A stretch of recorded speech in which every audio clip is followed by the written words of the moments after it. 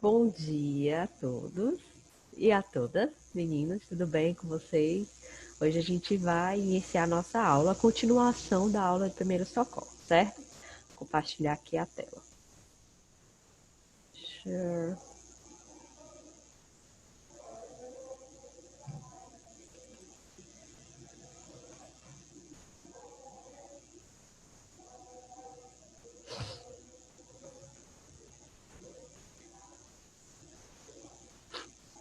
Então vamos dar início, certo?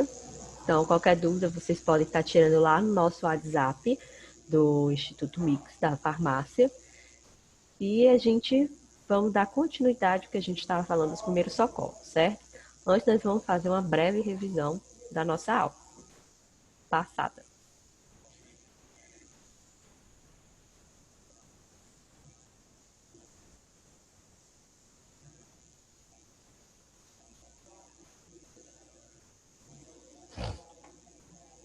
Então, a gente começou falando, né, dos conceitos dos primeiros socorros.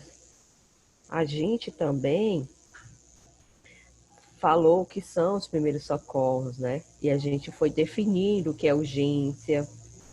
A gente fez essa diferenciação do que é urgência e emergência. Vocês lembram? É importante vocês lembrarem isso, né? As situações que envolvem risco imediato. Peraí, certo?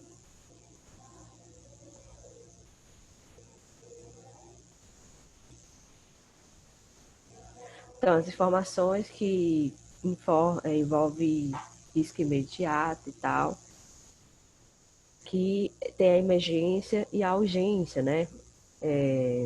A emergência, que vai ser esse risco imediato de morte, identificadas por critérios clínicos avaliados por um médico.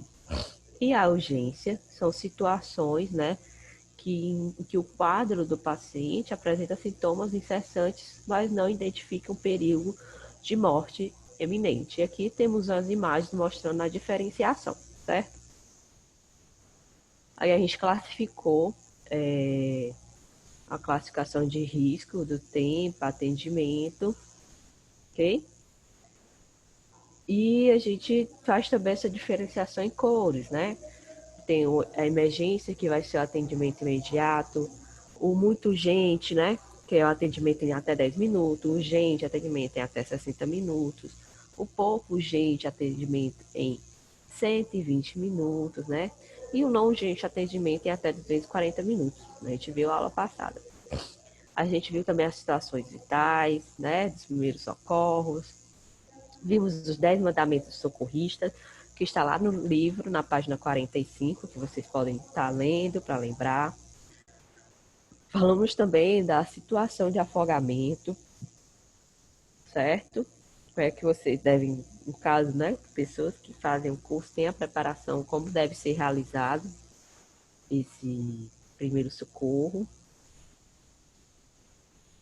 E também a gente falou, né, paramos aqui na sequência dos eventos do afogamento, né, em minuto, que 0 minutos a pessoa tem essa imersão total, esse pânico, né? Aí 1 minuto vai ter essa luta contra a asfixia. 2 minutos vai ser o espasmo da glote. 3, deglutição líquida, certo? 4 minutos pode ter a sensação de vômito. 5, a perda de consciência. Aí vamos ter a 6, né, aspiração líquida. 7, distúrbios hidrosalinos. 8, a convulsões. E 9, a parada cardiorrespiratória. Para finalizar com a morte cerebral, certo? Caso se não for feito um primeiro socorro adequado e rápido. Essas são as sequências dos eventos do afogamento. E hoje nós vamos, né, falar mais de convulsão, né? Alcoolismos, sinais e sintomas, né? Quais são esses primeiros socorros, certo? Então, caso de convulsão, né, por alcoolismo, a agitação, né? Os sinais e sintomas. Qual vai ser os sinais e sintomas? Vai ser a agitação, psicomotora, vamos ter os espasmos musculares, né? Que são as contrações ou não, a salivação intensa, hipersalivação, a perda dos sentidos, o relaxamento dos esfíncteres, que podendo, né, ocorrer que a pessoa que está tendo a convulsão urine e evacue durante a convulsão. E o que é que a gente pode fazer, né? Afrouxar as roupas, tirar objetos pessoais, proteger a cabeça. E nesse caso também, né, além de afastar o objeto do chão, isso é muito importante, né, que possam causar lesões ou fraturas. Afastar os curiosos, como a gente estava até falando na aula passada, né, para a gente dar o espaço para vítimas. A gente até relatou alguns casos que já aconteceram, que a Andressa falou. Proteger a cabeça da vítima com a mão, certo? Roupa, travesseiro, etc., né, aqui na imagem. Lateralizar, colocar na lateral a cabeça para que a saliva escorra e evitar com isso que ela venha se afogar, né? A gente também tem que imobilizar os membros, braços e pernas, né? Não imobilizar, não pode, que geralmente você quer que a pessoa pare, né? Às vezes a seu instinto é querer imobilizar, mas não pode. Tem que deixá-los livres. Afrouxe a roupa, ok? Aí a gente vai observar a respiração, se está adequada, se não há obstrução das vias aéreas. A gente não pode tracionar a língua ou colocar objetos na boca para segurar a língua, tipo colher, caneta, madeira, dedos. Tem gente que coloca o dedo, não coloca, certo? A gente coloca, né, para não tracionar a língua, né? Ela não segurar. A gente precisa, para ela não enrolar, a gente precisa colocar algum objeto para segurar essa língua.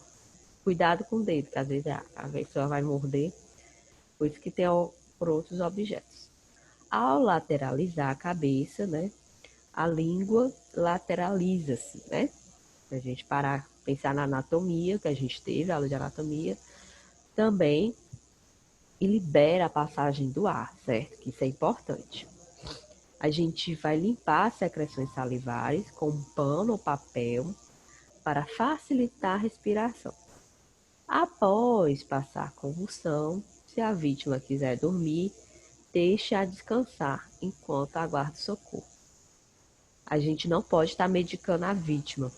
Lembra quando a gente teve aquela aula de automedicação? A gente não medique a vítima, mesmo que ela tenha os medicamentos, mesmo que a gente saiba. Os reflexos não estão totalmente recuperados. Ela pode afogar-se ou engolir o comprimido e a água.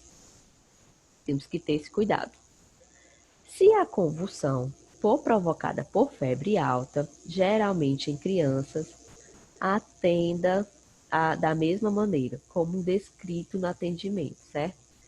E a gente tem que dar um banho com água morna de chuveiro, vista com roupas leves e providenciar o atendimento médico.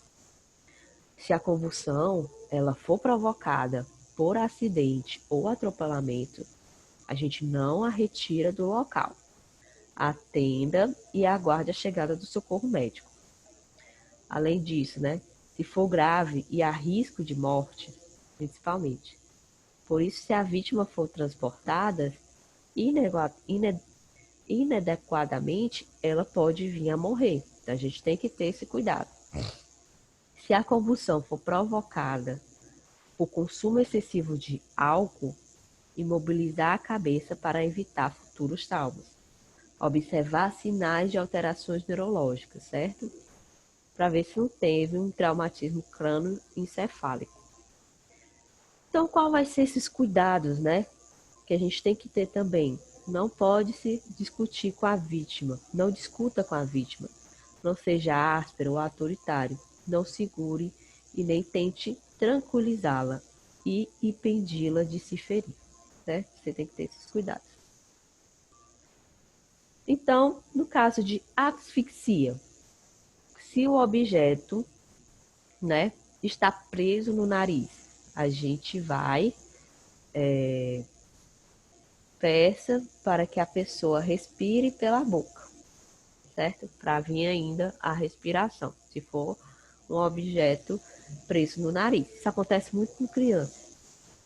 Observe a localização do objeto. Se não tiver sido introduzido até lá no fundo, né, a gente vai pressionar a base do nariz no alto, próximo aos olhos, e vai empurrar os objetos para baixo. Se não funcionar, ou o objeto estiver alojado no fundo, a gente vai procurar socorro médico. Então, não tente forçar. Você pode machucar a pessoa, né? Ou pior, pressionar o objeto ainda mais para dentro. Então, se você vê que está muito lá no fundo, então não tenta levar logo no pronto-socorro para eles fazerem as medidas cabíveis, né, mais corretas. Se a pessoa engasgou e respira com dificuldades, o que a gente pode fazer, né? Esperar a pessoa tossir. A própria pressão do ar pode expulsar a comida para fora. Se isso não ocorrer, né? Você pode fazer uma manobra de compressão. Também pode ajudar. Coloque-se para trás, aqui. Junte-se suas mãos entre as cinturas e o fim das costelas do engasgo. Aí a gente vai aplicar pressão bem rápido e seguidamente a gente chama isso de manobra de Hemish, certo? A gente aplica a pressão rápida seguidamente até sair o alimento. Agora, manobra realizada no bebê não é dessa forma, é de outra forma. Está vendo aqui na imagem, né? Por exemplo, for um bebê, a gente vai colocar ele aqui no antebraço, certo? Com a barriga encostada no braço. Aqui vamos dizer que é o socorrista, né? Aí a gente dá 3 tapinhas seco entre as escápulas aqui, ó, dos ossos das costas. Então a criança é passada para o outro braço, de forma que as costas ficam apoiadas no outro braço do socorrista. Então no bebê a gente bota ele assim, na cabecinha para baixo, e dá os 3 tapas nas escápulas para sair o alimento, certo? Se vocês tiverem alguma dúvida, vocês podem tirar, perguntar lá no grupo. Então a gente não tenta virar a pessoa de cabeça para baixo para forçar a saída do objeto, certo? Quando a criança, né, engole, for uma bala, um bombom, né? Isso pode piorar o engasgo, especialmente se ocorrer vômito. Então é só dessa forma, assim, a forma que está segurando a criança. Agora, aqui nessa terceira imagem, se a pessoa engasgou e está inconsciente, a gente vai observar se a vítima começa a ficar cianótica. O que seria esse cianótico? A gente falou aula passada, né?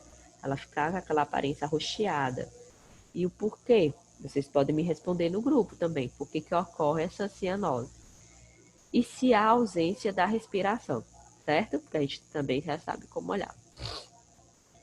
Se isso estiver acontecendo, o caso é grave, pois o objeto fez o que? Ele obstruiu a passagem de ar, certo? Se o objeto for pontiagudo, né, não se deve fazer algo, apenas procurar o socorro médico imediato, entendeu? Objeto pontiagudo, procura o socorro médico imediato. Essa manobra, né, que a gente viu agora, de Heimlich, é feita com a vítima deitada, certo? Então tá aqui, ó. Essa também é a manobra de Heimlich. O socorrista fica, né, sentado em cima sobre a vítima para melhorar, posicionar a mão posicionada abaixo da apêndice tifoide e faz esse movimento. O movimento é feito para baixo e para frente, né? Como se fosse estivesse fazendo um J deitado. São feitos 5 movimentos rápidos. Após o movimento, a vítima é reavaliada, ok? No caso de choque elétrico, né? Se ocorrer um choque elétrico, o que a gente pode fazer? Se ocorrer um choque elétrico na nossa casa, o que a gente pode estar fazendo, né? Como é que a gente vai fazer os primeiros socorros? O mais rápido possível, certo? A gente vai fazer cessar a passagem de corrente elétrica através do corpo da vítima, que está ocorrendo ali passagem do choque da corrente elétrica e a gente tem que cessar. Então, primeira coisa que a gente tem que fazer é cortar a tensão se o aparelho de corte estiver suficiente acessível. Então, primeira coisa é desligar o registro da energia, certo? A gente sempre, às vezes, quando a gente está na nossa casa, a gente não se preocupa em saber onde é o registro. Então, é uma coisa bem importante. Vocês sabem onde fica o registro da casa de vocês?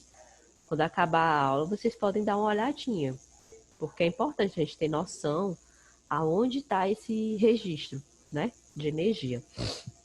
Para a gente, no caso, se acontecer um acidente de choque elétrico, a primeira coisa que você tem que fazer é ir lá no registro e desligar essa energia. Não ir direto para a pessoa que está acidentada, certo? Então, a gente com indispensáveis cuidados, a gente vai provocar um curto-circuito assim de fazer funcionar os aparelhos de proteção.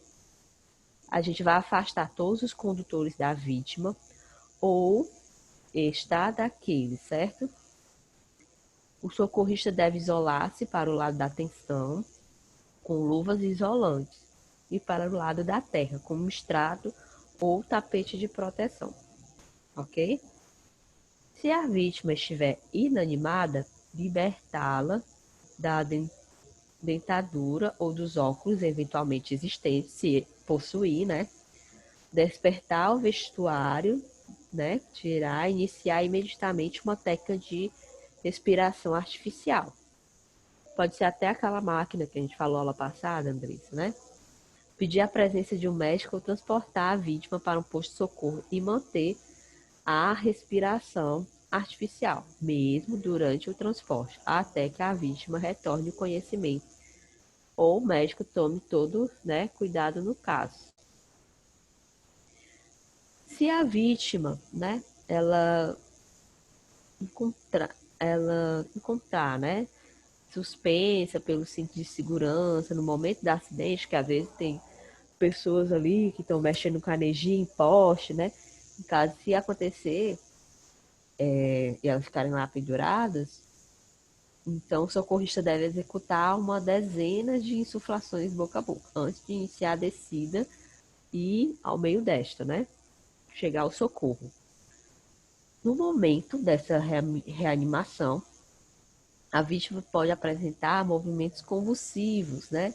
E tornar a perder o conhecimento. Neste caso, é necessário retomar a respiração artificial. Não dar qualquer bebida à vítima enquanto estiver inanimada. Depois que ela, né, vier a reanimação, não dar qualquer bebida alcoólica, mesmo que ela peça, certo? E a gente vai evitar o arrefecimento da vítima ou tapá-la com a manta. Se a vítima, além de inanimada, não tem pulso, fazer, além da respiração artificial, uma massagem cardíaca externa com 30 compressões do coração, seguida de 2 insuflações de ar, certo? Se essa tensão, né, ela for causadora do choque for superior a 500 watts, e a vítima perder a consciência, como é que a gente vai proceder? Como é que a gente faz nesse caso, né? A gente vai observar se tem a ausência da respiração e da pulsação e vai realizar a técnica de ressuscitação cardiorrespiratória, ok? Observar sinais de hemorragia e também vai realizar a compressão no local lesionado, se por acaso tiver. Então a gente faz o que? No final a gente liga para a emergência, certo?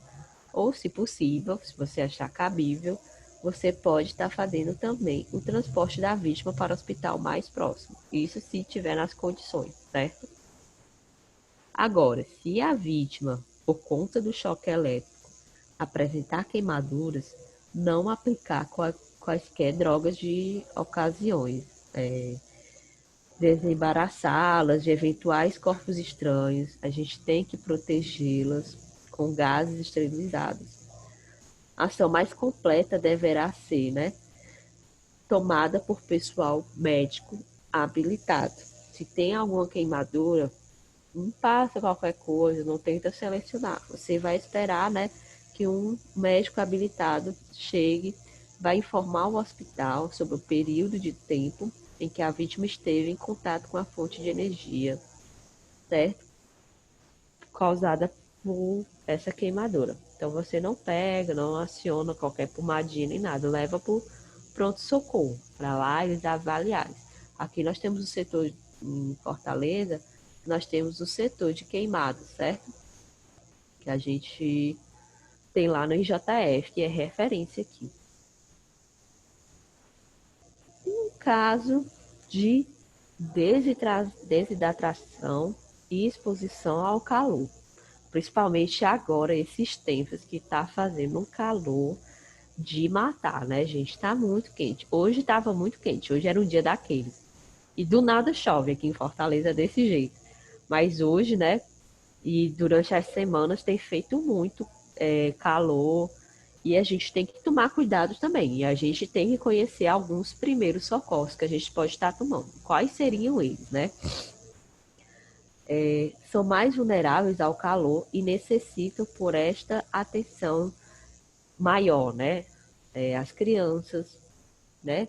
Nos primeiros anos de vida, tanto que quando é um neném, qual é o horário que ele vai tomar o banho de sol, né? Uma manhã mais cedo. Apesar dos médicos hoje estar recomendando um horário de meio-dia para ativar a vitamina D. Mas aí varia de médico para médico, de pessoa para pessoa. Mas as crianças não tem que ter muita exposição ao sol, os recém-nascidos, né? É só aquele solzinho bem, bem calmo para ativar a vitamina D. As pessoas mais idosas, né, que com o tempo a gente vai perdendo algumas vitaminas, alguns componentes da pele e a gente vai ficando mais sensível ao sol. Os portadores de doenças crônicas, ou os que sofrem de afecções cardíacas, respiratórias, renais, diabetes, doenças mentais, as pessoas acamadas, pessoas obesas também, né? E o que é que a gente vai fazer? De forma geral, né? A gente tem que tentar reduzir a temperatura do corpo, vai retirar a vítima do local, vai fazer, né? Umedecer a cabeça, fazer aquele. Faz uma compressa, né? Aí umedece a cabeça com essa compressa, o tronco tem que ser com água fria, né?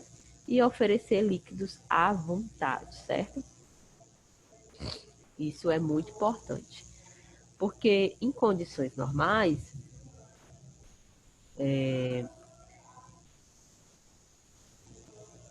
quando a temperatura ambiente sobe, o corpo, para manter essa temperatura, dentro de parâmetros compatíveis com o estado saudável, ela transpira.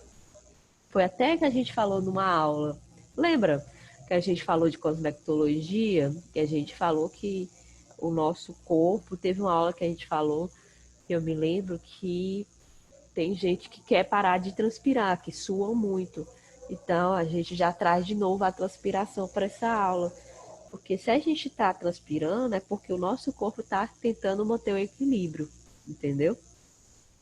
Mas se esta transpiração for excessiva, né, o corpo pode acabar o quê? Desidratando e dar origem a uma situação, né, grave de saúde, certo?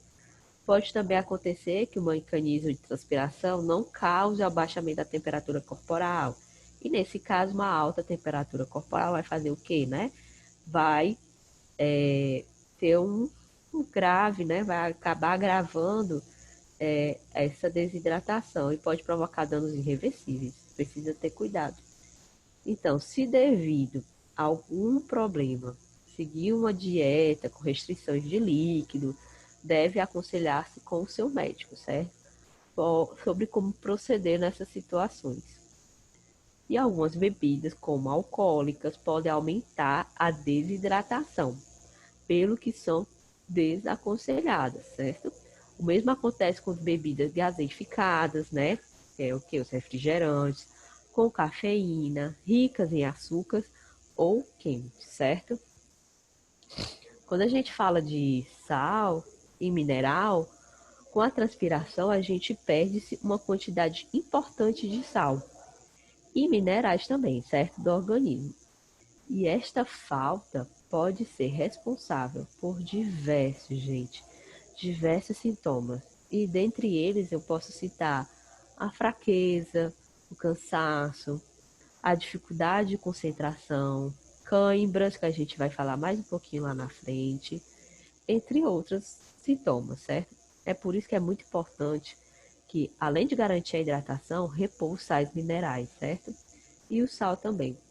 Como é que a gente vai poder repor, né? Como é que faz essa reposição?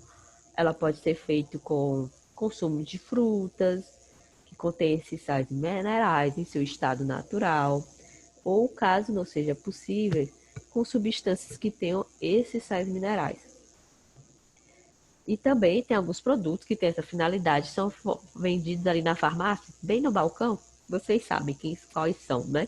Preciso nem citar. E se houver indicação médica, né, de dieta hipossódica, que é com pouco sal, certo? A gente pode, ou se tiver insuficiência renal, é aconselhável consultar o médico sobre esse consumo de suplementos e bebidas, certo? No caso do domicílio, né, na nossa casa, se a sua casa, né, for muito quente, se for do lado do sol, como diz a minha mãe, e houver possibilidades, né, é conveniente, em especial nas horas de mais calor, quando for mais quente, que geralmente é no horário de meio-dia, horário da tarde, do meio da tarde, né, visitar um local com ar-condicionado, né? Por exemplo, você pode ir, quando acabar essa pandemia, procurar uns cantos, né, passear, alguma coisa assim, ou tentar dentro da casa achar um lugar mais fresco.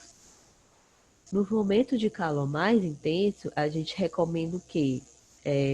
Sempre que possível, uma ducha de água morna ou fria, né?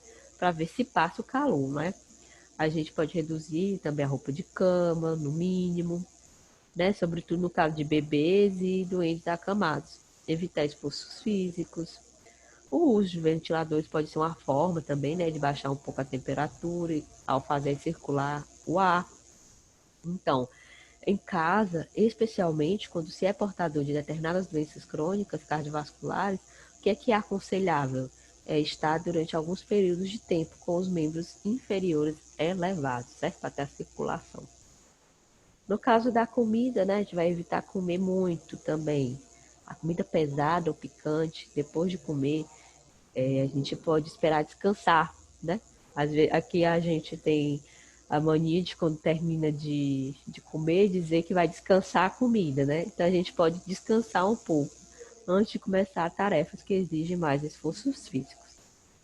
E pessoas em risco, qual vai ser nesse tipo de exposição, calor, desidratação?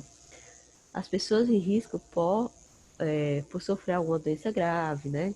Ou outra situação que vai debilitar por conta do calor, devem ser vigiadas minuciosamente para que possam ser socorridas em caso necessário. Em caso de edifício, né? Se você mora no edifício, se precisa de deslocar edifício sem ar-condicionado, né? E onde possa existir aglomerações de pessoas, tente fazê-lo fora das horas que tem muito calor, né? Idealmente logo pela manhã, se for preciso fazer alguma coisa, né? Exposição ao sol. Evitar, se possível, a exposição ao sol, ainda que por períodos curtos. Não esqueçam também de usar o protetor solar, é importante, certo? Para proteger contra os raios UV. Não permanecer em automóvel estacionado ao sol, em especial nas horas de maior calor. E se pertence ao grupo de pessoas, né, que a gente já citou, criança, idoso, se tem alguma doença, a gente tem também, né, que não evitar. Se for necessária a exposição ao sol, a gente usa chapéu, uma roupa mais larga, leve, de cores claras, que tem uma explicação, né? Que elas absorvem assim o calor do que as cores escuras. E de preferência tecidos normais, não muito pouco quentes. Por exemplo, temos assim, as roupas de algodão, ajuda, certo? E não, como eu falei, não esqueçam do protetor solar. O índice tem que ser maior que 15. Um fator 30, 45 é o ideal. Sempre que possível, né? Procurar locais de sombra, fresco, levar a sua água. Em caso de bebês e pessoas idosas, a gente recomenda que não deve ir à praia nos dias de grande calor. É tanto que a gente sempre fala do horário ideal para ir para a praia, né? Que é de manhãzinha, naquele horário de 6 até umas 10. E o horário da manhã, né? E o horário da tarde vai ser de 4 horas até 5, 6, né? E quando a gente fala de aclimatar, né? Para as pessoas que se deslocam de um lugar, né, com clima muito frio, certo? Ou temperado para um local quente. É por isso que a gente chama de aclimatar. É importante que a gente faça a adaptação do corpo durante alguns dias, né? Não fazer essa mudança brusca. A gente tem que ir se adaptando aos poucos. É preciso, né, ser antes de expor ao sol e começar a fazer os exercícios físicos, ok? Então, esses são os tipos de desidratação, exposição ao calor e os cuidados que a gente tem que ter. Quando a gente fala de hipertemia, vocês lembram o que é hipertemia? A gente já falou em aula também. Então, é uma situação que ocorre quando o corpo não consegue controlar a sua própria temperatura.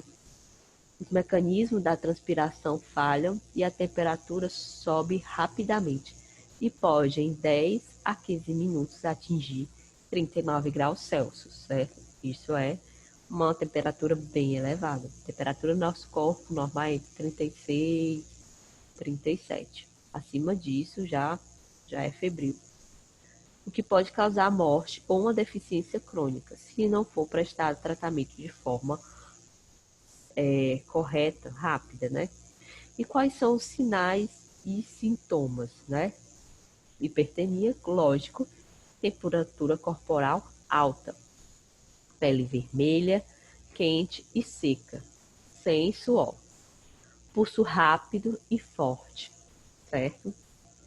Dor de cabeça, tonturas, náuseas, pode ter uma confusão, né? E perda de consciência. Perante essa situação, é necessário o quê? A gente vai, primeiramente, procurar ajuda médica, tentar abaixar a temperatura corporal, procurar uma sombra, um lugar fresco, né? Se caso for na rua, e usar os métodos possíveis para baixar a temperatura, é o banho de água fria, pode ser em banheira, com mangueira, esponja, molha um paninho, vai fazendo as compressão. Se houver contrações corporais involuntárias, né? Não dar líquidos e prevenir que a pessoa magoe-se, né? Colocando algo na boca. Pedir que ela acabe se lesionando. Que impeça de morder e se engasgar, certo? As cãibras, o que a gente pode fazer, né? Minha mãe sempre fala, coma banana, que a banana tem um potássio e ajuda nas cãibras. Então, já, hashtag fica a dica, não esqueça de comer a banana hoje. Embora menos graves do que as que a gente já viu anteriores, né? Afogamento, convulsão, hipertemia, desidratação. Essa é uma situação que pode necessitar também de tratamento médico, né? Porque ela afeta, né, as pessoas que suam muito devido ao exercício físico intenso e pode também acontecer apenas devido ao calor, certo? As câimbras são especialmente perigosas nas pessoas com problemas cardíacos ou com dietas hipossódicas, certo? O que a gente vai fazer, né? A gente vai parar o exercício, procurar um local calmo, fresco, beber, né, líquidos, minerais, né, rico em potássio, procurar o médico se as câmeras não passarem até o fim de uma hora. Passou uma hora e não passou, né? E o que seriam essas câimbras, né? Essas câimbras, elas são contrações musculares involuntárias, certo? Acompanhadas de fortes dores, com duração de 1 a 3 minutos. Se vocês já sentiram câimbras, vocês devem estar agora na situação de dor.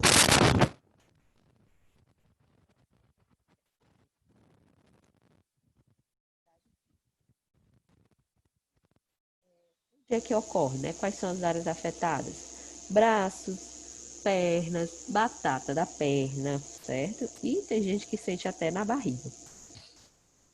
E quais são as causas da cãibra?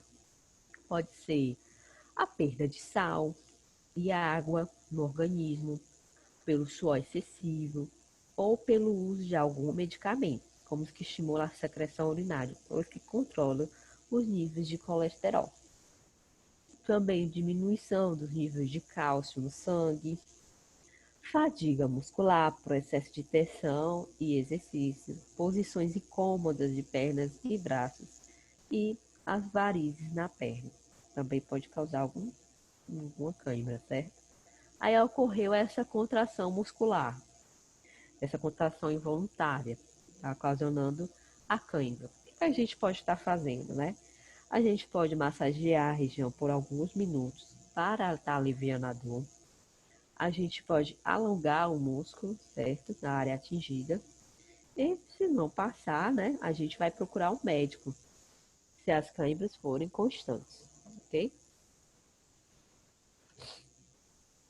E aqui é que eu queria perguntar para vocês, e depois eu queria que vocês me dissessem, né? O que é que tem no seu kit de primeiros socorros? Hoje, na casa de vocês, se vocês fossem montar ou ver como é que estão o kit de primeiros socorros, o que teria? O que deveria ter, né? Depois vocês tiver um tempinho, olha se o kit de primeiros socorros de vocês em casa, que a gente deve ter, está correto. Mas o que é que tem no seu kit de primeiros socorros? Tem que ter alguns instrumentos, né?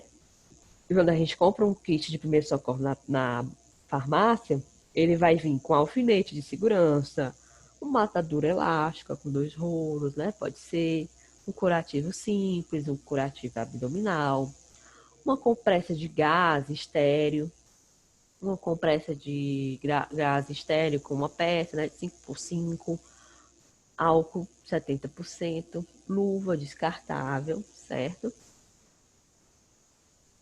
Uma luva de vinil, fita adesiva microporosa, um soro fisiológico para fazer a lavagem, uma tesoura para resgate com ponta-romba, uma pinça elástica, uma manta térmica, né? Pode ter também, uma lanterna médica pupilar e um manual básico de primeiros socorros em português, né? Na sua língua de origem. E aqui temos algumas questões. E eu quero que vocês respondam e coloquem a resposta para mim lá no grupo, certo? Eu vou ficar aguardando as respostas de vocês. Então, por exemplo, temos uma questão aqui. São exemplos de procedimento para o salvamento da pessoa desculpa. São exemplos de procedimentos para o salvamento de pessoas eletrocutadas. É certo, né? Esses são exemplos de procedimentos. Mas qual é que não é, né? Cortar a corrente elétrica, letra A. Letra B, desligar a fonte de eletricidade, tirando o aparelho da tomada, desligando o interruptor e etc. Afastar a pessoa do objeto que é energizado. Letra D, entrar em contato direto com a vítima. Letra E, empurrar a vítima com algum objeto que não seja condutor de eletricidade, como madeira ou borracha. qual desses esses procedimentos aqui que não está correto? Aí vocês vão me responder, viu? Coloca lá, primeira questão, é a letra A, B, C, D ou E. Em caso de primeiros socorros, a criança em convulsão, uma das condutas imediatas é: letra A, afrouxar as roupas da criança e acionar o serviço de emergência. Letra B, segurar a língua da criança para evitar sufocamento. Letra C, jogar água na criança para cessar a convulsão. Letra D, segurar a criança para que ela não se debata e dar tapas no rosto da criança para que... Letra E, dar tapas no rosto da criança para que ela retorne à consciência. Então, dessas alternativas aqui, qual seria o caso, né, das condutas imediatas que vocês fariam? Aí vocês me respondem lá, se é a letra A, B, C, D ou E.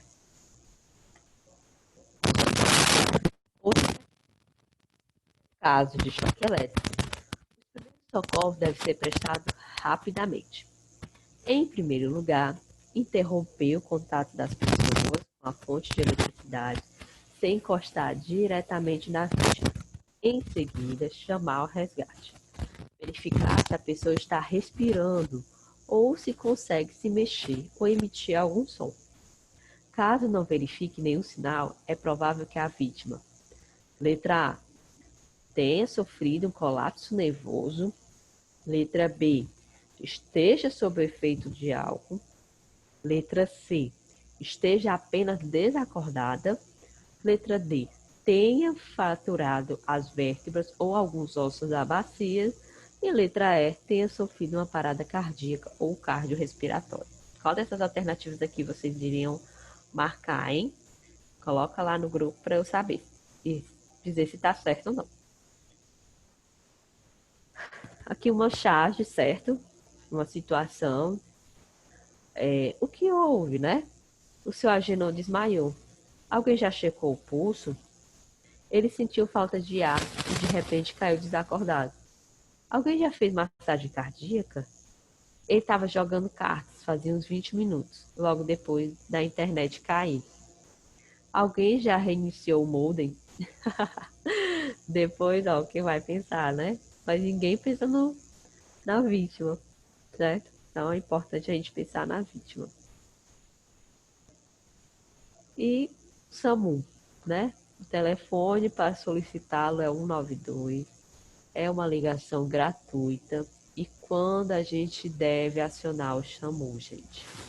Apareceu uma dor no peito, de aparecimento súbito, chama o SAMU, certo? Situações de intoxicação ou envenenamento, acidente de trânsito com vítimas, perda de consciência e crises, ataques e convulsões, ansiedades, queimaduras graves, trabalho de parto com risco de morte, tanto da mãe ou do feto, traumas, fraturas, né? Tórax, crânio, abdômen, queda acidental, atropelamento, sangramentos graves, hemorragia, a gente deve chamar o SAMU. Em todas essas situações, em qualquer outra situação, a gente tem que te solicitar. Liga 192, certo? E obrigada, certo? Por essa aula. Espero que vocês tenham gostado. Me mandem o feedback. Aguardo vocês na próxima aula. Nosso tema vai ser ansiedade. Então, deixar só essa mensagem aqui, que no curso de primeiros socorros, eu aprendi que se você ofender alguém, o melhor tratamento é se desculpar imediatamente, certo? Então, obrigada. Bom final de semana. Eu aguardo vocês na nossa próxima aula.